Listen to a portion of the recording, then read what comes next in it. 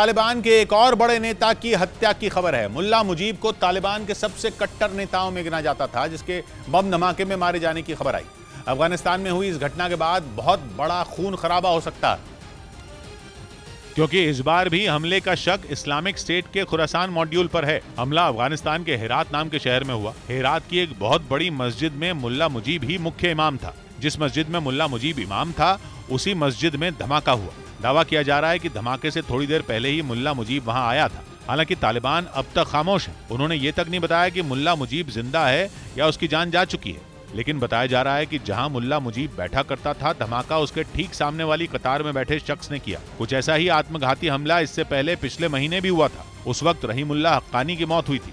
रहीमुल्लाह हक्कानी की मौत के पीछे भी इस्लामिक स्टेट का हाथ बताया गया था। तब से ही इस्लामिक स्टेट और तालिबान आमने सामने है और अफगानिस्तान में दोनों के बीच तलवारें खिंची हुई हैं। माना जा रहा है कि जंग का वही स्टॉक मार्केट में सरस्वती को ले जाने वाले लक्ष्मी को ले आते हैं, लक्ष्मी को ले जाने वाले सरस्वती ले आते हैं।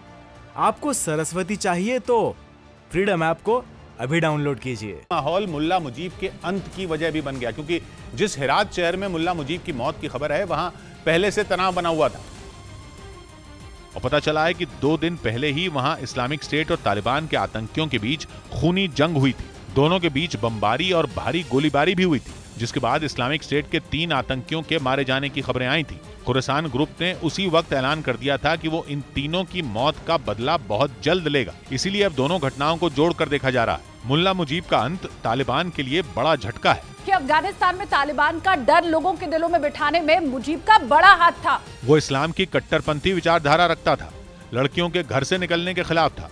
उसने तो ये फरमान सुनाया था कि अगर तालिबान के किसी हुक्म को मानने से किसी ने भी इनकार किया तो उसका सिर कलम कर दिया जाएगा। रहीमुल्लाह हक्कानी के बाद मुल्ला मुजीब की हत्या अफगानिस्तान में सरकार चला रहे तालिबान को सीधी चुनौती है। इस बीच अफगानिस्तान के पंशीर प्रांत में तालिबान के लड़ाकों और एनआरएफ यानी नेशनल रेजिस्टेंस फ्रंट के बीच फिर लड़ाई छिड़ गई, जिसका वीडियो भी सामने आया। ये वही इलाका है जिस पर पिछले साल अफगानिस्तान में सरकार बनाने के बाद तालिबानी लड़ाकों को कब्जा जमाने में सबसे ज्यादा वक्त लगा था। और एक बार फिर यह इलाका जंग के मैदान में बदल गया, जहां एनआरएफ ने तालिबान के कुछ लड़ाकों को मौत की नींद सुला दिया। जो वीडियो सामने आया उसमें दिखा कि पंशीर को आजाद कराने में जुटे एनआरएफ के लड़ाकों ने तालिबानी लड़ाकों पर ताबड़तोड़ फायरिंग की। मौसम के बिगड़े मिजाज के बीच चारों तरफ से पहाड़ों से घिरे उस इलाके में कुछ ही देर में जंग भीषण हो गई। और ये कोई पहली बार नहीं है जब वहां इस तरह के हालात खड़े हुए।